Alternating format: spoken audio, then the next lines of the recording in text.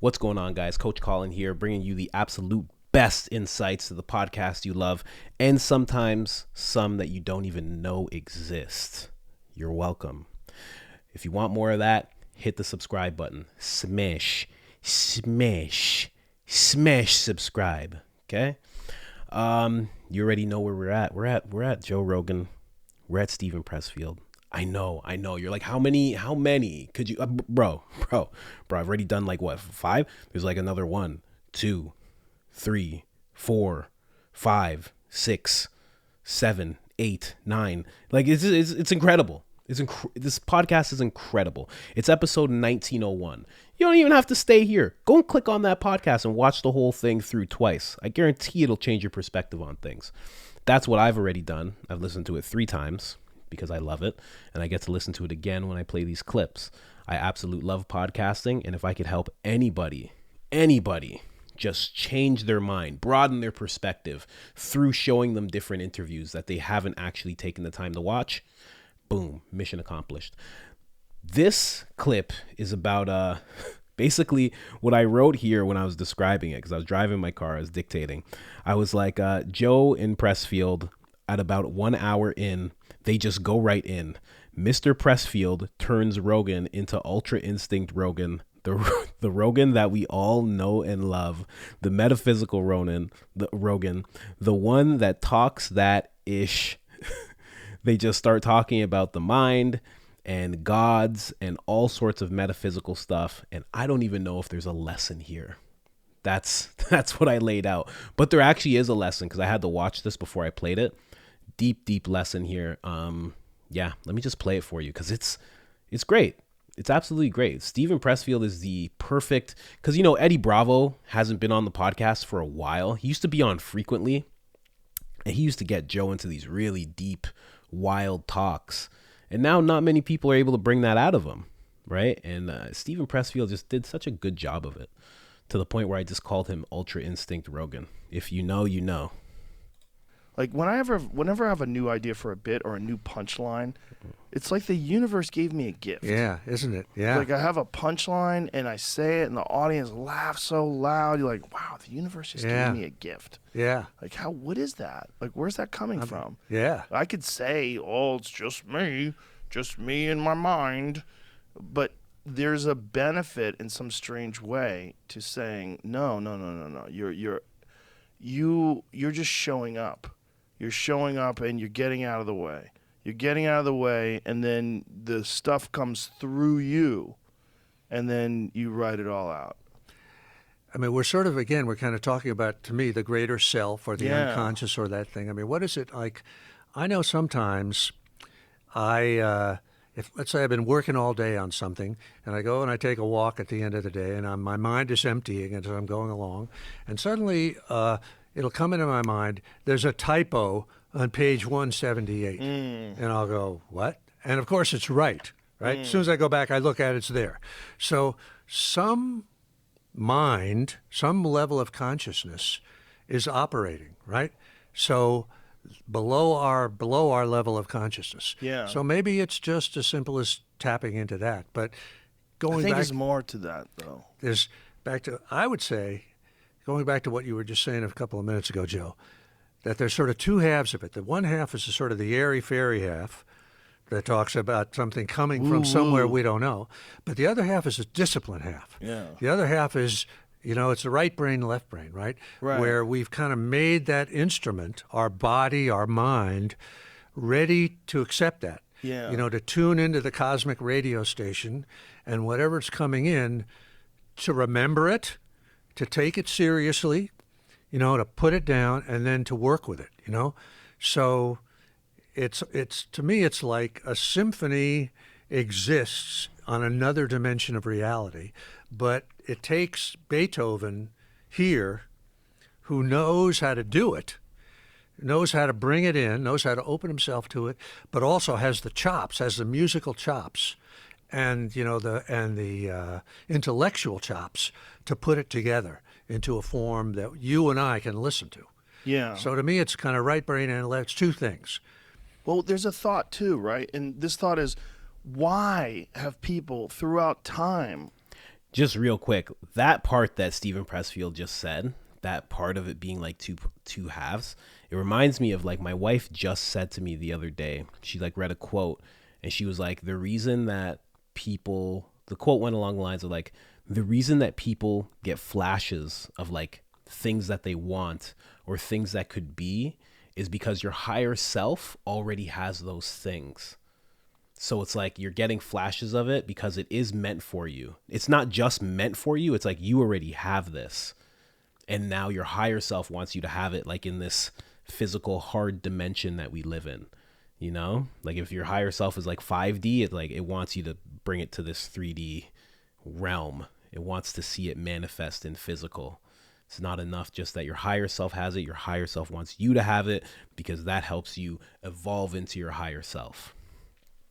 And it's really something to think about because he's so right.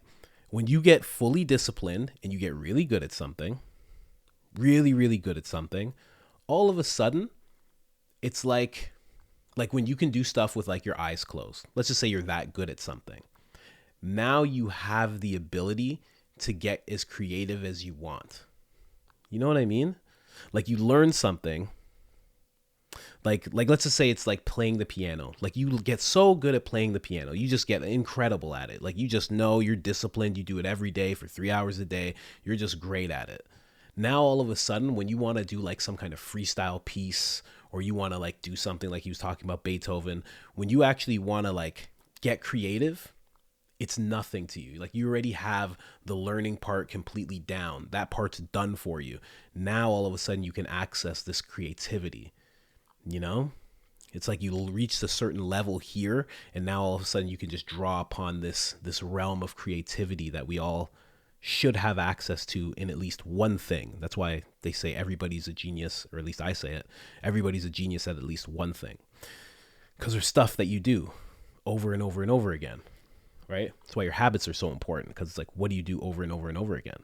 Like me, you know, I've wasted some time in life. And now if you gave me some weed and like a zigzag, I could roll a joint with my eyes closed. I could break it up. I could go like this, scoop it in. I can go like that. I could do it with my eyes closed. No problem. Because for 20 years, maybe even more, 23 years, I rolled joints, multiple joints every single day because I was intensely addicted to marijuana. But somebody else, while I was doing that, somebody else was learning piano. Right. And 5 years in, they got it down. 10 years in, they got it solid. And then 15 years in, they just wrote all sorts of amazing pieces and toured Europe and did all this stuff. You know, like down to like, you know, no, I wouldn't say I would say Joe Rogan. He's a comedian. But like Dave Chappelle, like people watch Dave Chappelle and they're like, he's incredible.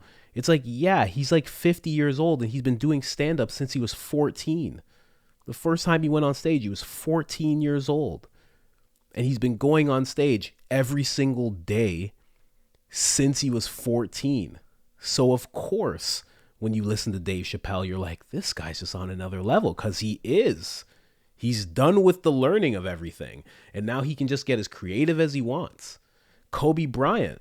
People know Kobe on like past basketball. He's become this icon in his death because like we watch all these interviews and he talks about training. He talks about how he starts training at 4 a.m. and then he goes again at like 8 a.m. and then he goes again at like 4 p.m. And he's like, I'm so much better than people because I start training at 4. He's like, I do 3 sessions instead of 2. And some people are only doing 1. He's just exponentially better because he worked at it harder. So when he was on court and he had to do some really creative stuff, he already had the fundamentals in his back pocket. He didn't have to think about it. I get really excited talking about stuff like this. I love stuff like this, man. And to you, like your higher self, man, the things that you're seeing in your head, they're not just little dreams. They're not just little far off things that pop into your head. The good things, because I know how the mind works. Those amazing things that you see for yourself, like they're possible. They're possible because in a realm that we can't see, they're already there. And that highest version of you wants you to have it too. You know? So if you go after it and you keep going after it and you do exactly what he said, left brain, right brain, you get really disciplined, that airy fairy stuff, quote unquote, God, quote unquote, whatever you want to call it, it's going to fill in the gaps for you. It's going to make miraculous things happen around you being disciplined and doing something every day. It's possible. Everything is possible for you. Everything. Yeah. I don't even know if that's anything, but I really love that conversation. What else does Joe have to say? Let's see real quick. Why have they gravitated towards these ideas of deities? Is it just because we don't know? We see lightning in the sky and we assume it's gods, but there's more to it than that, right? There's a moral structure that these things give us. There's a thing that we get out of them that doesn't exist in the animal world. The world of that crocodile snapping that pig in half. Yeah. The world doesn't that they don't have any of that. Yeah. They just kill or be killed. It's tooth, fang, and claw the whole way. But we elevate. We are somehow or another, even though we are nature and we are animals and we are creatures of life and of the universe, we somehow or another have a sense that there's more.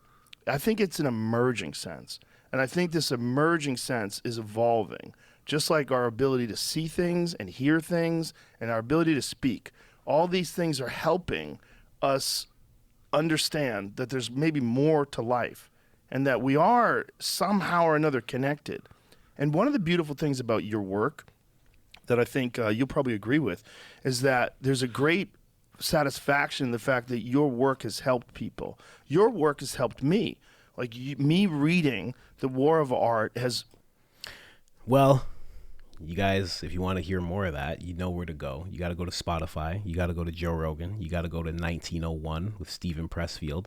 And you got to go to 1 hour and 3 minutes. And you'll start hearing exactly what he's touching on as they keep going. Because they touch on such amazing things in this podcast. Like, it's just great.